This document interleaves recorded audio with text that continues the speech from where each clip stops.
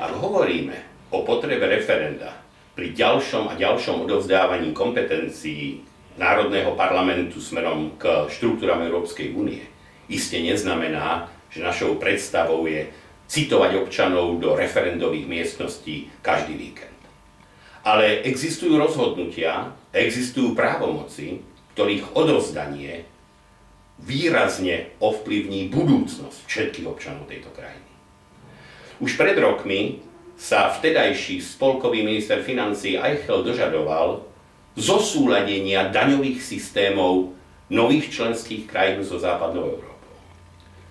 Keďže samostatná daňová politika bola reálnou príčinou, vďaka Bohu, že sa k nám po mečiarovských rokoch temna začali valiť investície, bolo jednoznačné, že napríklad odovzdanie daňovej kompetencie Európskej únie nás zakrátko postaví do situácie, že príťažlivosť Slovenska ako krajiny s dobrými daňovými podmienkami pre podnikanie sa stratí.